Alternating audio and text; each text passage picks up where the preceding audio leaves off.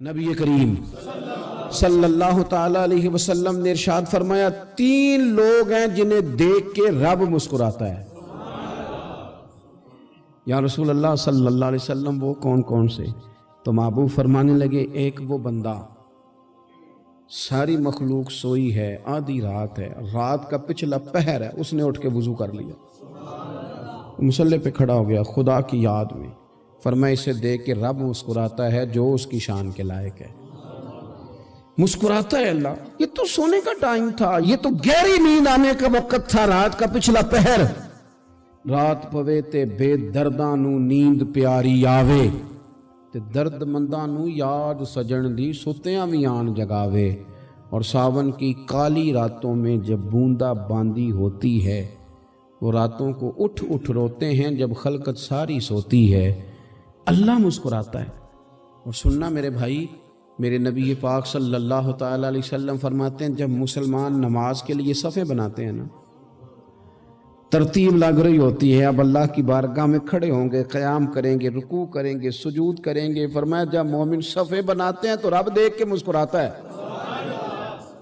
مسکراتا ہے۔ کمال ہو گئے عروج بندگی کا، جب بندے کو دیکھ کے رب مسکرائے، خدا بندے سے خود پوچھے بتا تیری رضا کیا ہے، مسکراتا ہے۔ اور میرے نبی پاک علیہ السلام فرماتے ہیں جب مجاہد جہاد کے لیے صفیں سیدھی کرتے ہیں، آج تو یہ رب کے نام پہ مرنے ہی آ گئے، یہ صفوں میں کھڑے ہوں گے، ترتیب سے لڑیں گے، ترتیب سے گلا کاٹیں گے کافروں کا یا شہادت لیں گے۔ فرمایا جب جہاد کے لوگ صفیں بناتے ہیں تو رب انہیں دیکھ کے مسکراتا ہے۔ کتنے نصیبوں والا وہ بندہ ہے جسے دیکھ کے مسکرا دیا۔ او یار کبھی تیرا بیٹا تیرے سامنے مسکرائے نا چھوٹا تو تیرا دل باغ باغ ہو جاتا ہے۔ تیری ماں بیمار کسی ایک دن صحیح طرح ہنس پڑے تو طبیعت خوش ہو جاتی۔ مجھے بتاؤ نا جس کا رب بھی اسے دیکھ کے ہنس پڑے، جو اس کی شان کے لائق ہے، کیا اس بندے کے نصیبیں ہیں، کیا اس کے مقدر ہیں۔ آپ اس مقام پر اپنے آپ کو لائیں۔ اب دیکھیں نا یہ حدیث ہم نے سن لی، اب ہم نے نا اس طرح صفحے نہیں بنانے جس طرح ساری دنیا، اب ذرا صفحے بھی شوق سے بنائیں گے، اب ذرا تھوڑا سا شوق پیدا کریں گے، بھئی یہ تو میں وہ کام کرنے لگا ہوں جسے دیکھ کے رب مسکراتا ہے۔ نبی پاک صلی اللہ علیہ وسلم نے فرمایا جب کوئی بندہ توبہ کرتا ہے نا، ہم توبہ کا رٹا لگاتے ہیں، یا اللہ میری توبہ یا اللہ۔ اور توبہ کا تو مطلب یہ ہے کہ پچھلے گناہوں سے پکی توبہ، آج کے بعد یہ غلطی نہ کرنے کا پکا وعدہ۔ تو نے ساری شب برات رو کے گزاری ہے، بتا سویرے جھوٹ جوڑنے کا ارادہ ہے تیرا، آج کے بعد رشوت تو نہیں نہ لے گا، ملاوٹ تو نہیں نہ کرے گا، یہ توبہ ہے۔ اور اگر سارے کام اسی طرح کرنے تو پھر یہ توبہ کا رٹا ہے، جتنا مرضی لگاؤ۔ حضرت علی بن ربیعہ رضی اللہ تعالیٰ عنہ فرماتے میں مولا علی کے ساتھ تھا، مقام حرہ کی طرف جا رہے تھے، حضرت علی نے ہاتھ اٹھا کے دعا مانگی ہماری تعلیم کے لیے، ورنہ حضرت علی ہم صحابہ کو محفوظ عن الخطا تو مانتے ہیں نا۔ ہاتھ اٹھا کے کہا اے اللہ ہمارے گناہ بخش دے، تیرے علاوہ کوئی معاف کرنے والا نہیں۔ اور پھر حضرت علی آسمان کی طرف دیکھا اور دیکھ کے نا حضرت علی بن ربیعہ کو تو مسکرائے۔ حضرت علی بن ربیعہ کہنے لگے حضور مسکرائے کیوں ہو؟ فرمانے لگے ایک دن میں حضور کے ساتھ اسی طرح آیا تھا، اسی طرح حضور نے دعا فرمائی تھی ہماری تعلیم کے لیے، اور پھر حضور مجھے دیکھ کے مسکرائے تھے اور فرمایا جب کوئی بندہ رب کی بارگاہ میں اس طرح استغفار کرتا ہے تو رب مسکراتا ہے، اور مسکرا کے فرماتا دیکھ لو میرے بندوں کو پتا ہے کہ میرے علاوہ معاف کرنے والا کوئی نہیں، انہیں پتا ہے، تم اس کی بارگاہ میں رجوع تو لاؤ، آؤ تو صحیح دو آنسو لے کر۔ اقبال کہتے ہیں کہ موتی سمجھ کے شان کریمی نے چن لیا، قطرے دو گرے میرے ار کے انفال کے، دو میں نے آنسو بہائے تھے تو اس کے کرم نے تو موتی سمجھ کے چن لیا۔ سنو نا حضور اس استغفار کو، اللہ کو یار رات کو توبہ کر کے سونا چاہیے ہمیں۔ کچھ غلطیاں ہم کرنا نہیں چاہتے پر ہم سے ہو جاتی ہیں، کچھ دل ہم توڑنا نہیں چاہتے پر وہ ٹوٹ جاتے ہیں، ہماری مجبوری ہوتی ہے ٹوٹ جاتے ہیں۔ رات کو اس کی بارگاہ میں ہاتھ باندھ کے کشکول طلب دراز کر کے خوب استغفار پڑھنا چاہیے کہ مالک بندے ہیں نا کیا کریں، نفس کا ساتھ ہے، دنیا کا ساتھ ہے، خواہشات نفسانیہ، مالک معاف کر دے، درد سے توبہ، رسم نہ ہو، کہانی نہ ہو، लफ्ज ना हो, जुमले ना हो, और जनाब ऐसे लोगों के बीच बड़े हाथ बांध के और बड़ा कोई जरूरत नहीं। आप अकेले अपनी चारपाई पे बिस्तर के अंदर मुंह दे के भी दर्द से कहेंगे ना माफ कर दे, तो वो तो मेहरबानी बड़ा है। मेरे नबी पाक सल्लल्लाहु अलैहि वसल्लम मिसाल देते हैं, फरमाया एक आदमी सहरा में जा रहा, सहाबा से हुजूर खिताब कर रहे हैं, फरमाया एक आदमी सहरा में जा रहा था, उसने अपनी ऊँटनी पे खाना पानी पैसे हर चीज़ रखी हुई थी।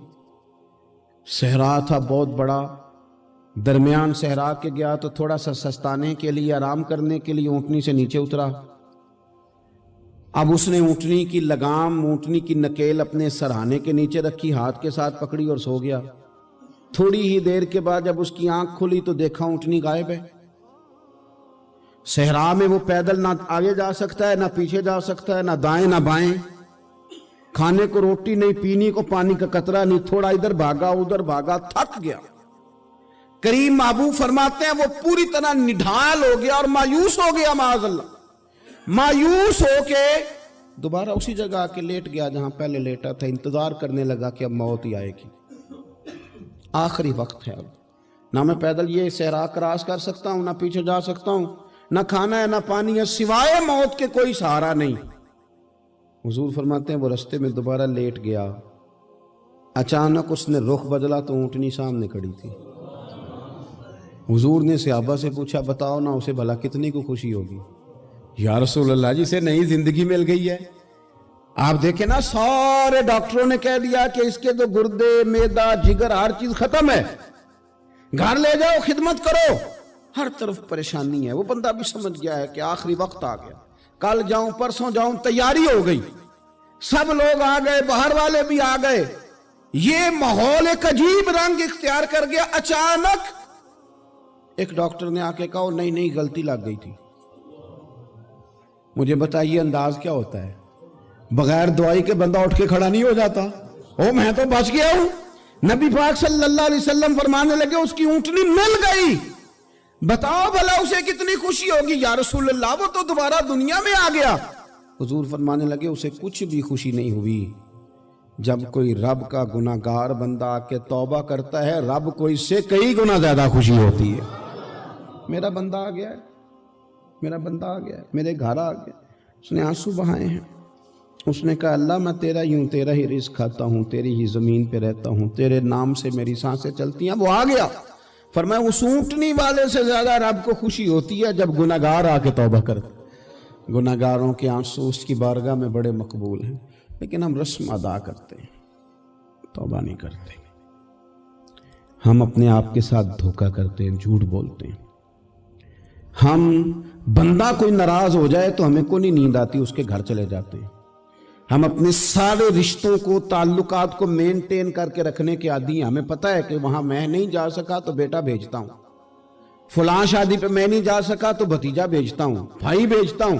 हर ताल्लुक का हमने ख्याल रखा कोई रूठ ना जाए। लेकिन कमाल है ना, ये नहीं सोचा कि अगर रब रूठ गया तो, जब वो रूठ जाए ना तो सारे रिश्ते भी बंदे के पास मौजूद हों तो कोई करामत नहीं होता। फिर करोड़ों रुपया जेब में हो तो डॉक्टरों की दवाइयां असर नहीं करती। वो रूठ जाए तो फिर इंसान इस तरह से फिसलता है कि बड़े बड़े उसके पास दरवाजे होते हैं पर किसी जगह उसका हाथ नहीं लगता। खुदारा सुनो, नबी पाक सल्लल्लाहु अलैहि वसल्लम के पास मेहमान आ गया, बुखारी मुस्लिम है। हुजूर ने अज़वाज मुतहरात के घरों में पैगाम भेजा, कुछ चीज़ है ज़ियाफ़त के लिए। या रसूलल्लाह कुछ भी नहीं, ये दो जहां के शाह हैं और पास कुछ रखते नहीं, दो जहां की नेमतें हैं इनके खाली हाथ में। या रसूलल्लाह कोई चीज भी नहीं। हुजूर ने सहाबा के मजमे पे नजर डाली, या रसूलल्लाह सल्लल्लाहु अलैहि वसल्लम हुक्म हो। तो हुजूर फरमाने लगे तुम में से कोई बंदा है जो इसे घर ले जाए रोटी खिलाए।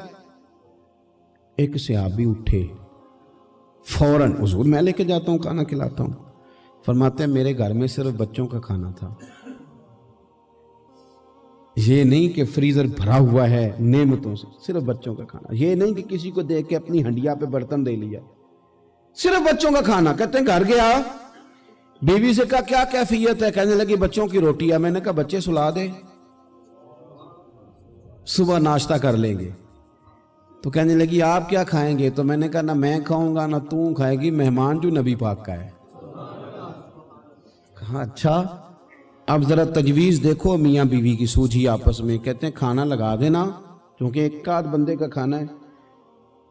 اپنی غربتوں کا ہر جگہ اظہار کرنا، رونا رونا، یہ دیکھو غربت کیسے چھپائی جا رہی ہے۔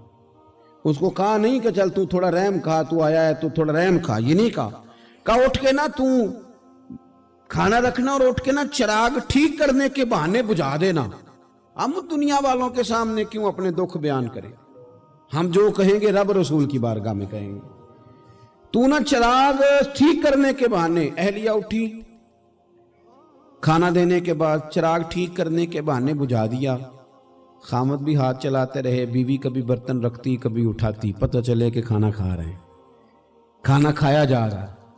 کہتے ہیں مہمان پیٹ بھر کے کھانا کھا گیا۔ یہ کام ہوا رات کے اندھیرے میں، اس وقت ہوا جب چراغ بھی بند تھا، اس وقت ہوا جب کوئی دیکھنے والا نہیں تھا، کسی پڑوسی کو بھی خبر نہیں تھی۔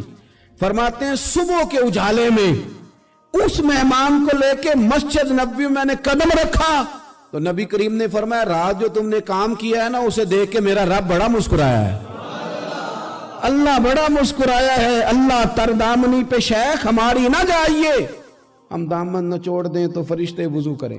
یہ شان ہے صحابہ کی۔ نبی کریم علیہ السلام نے فرمایا رب رات مسکرایا تیرا یہ انداز دیکھ کے، اور اس نے قرآن نازل کیا وَيُؤْثِرُونَ عَلَىٰ أَنفُسِهِمْ وَلَوْ كَانَ بِهِمْ خَصَاصَةٌ۔ کچھ لوگ وہ ہیں جنہیں بڑی بھی ضرورت ہو تو دوسروں پر اثار کر دیتے ہیں۔